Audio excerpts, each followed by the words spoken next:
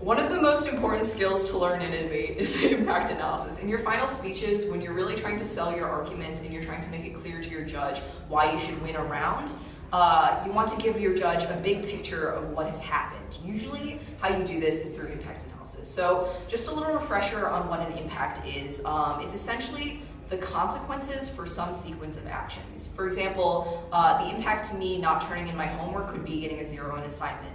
The impact to you eating a sandwich would be you not being hungry anymore.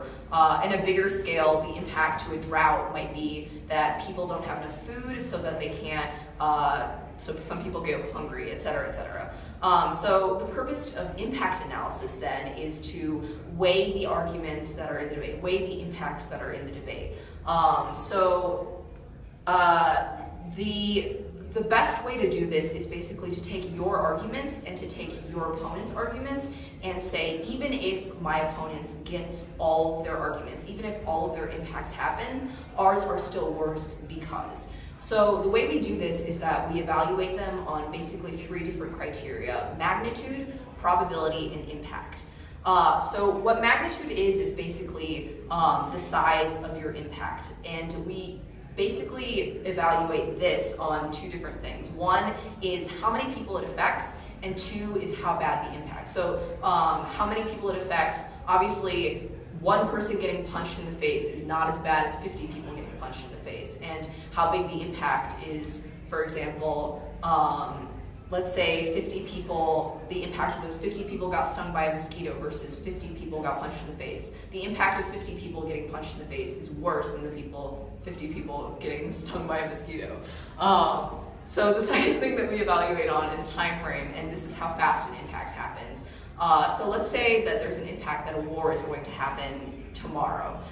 Are we going to spend all our time focusing on how to fix global warming? Probably not, because in the time frame evaluation, the war is going to happen earlier, so it is more important to consider that, because presumably we'll have time afterwards to solve the question of global warming. And the third thing we evaluate impacts based on is probability. So this is how likely something will happen, and whether we should base our actions on the probability of them occurring. So there's always going to be like a 0.00001% chance that like a car is going to run through this wall and kill me, right? But that doesn't mean that I'm going to be afraid or that I'm not going to stand in this room anymore, because even though there's a probability of any impact happening, we need to weigh the most probable thing first. So when you're doing impact analysis in a debate, you want to put it someplace where it's very noticeable to your judge, because impacts are things that judges really look for when they're evaluating their decision, because it's something that immediately makes sense. Like, what is the consequence and how do I evaluate it? So usually putting it at the top of your speech is something that's pretty good.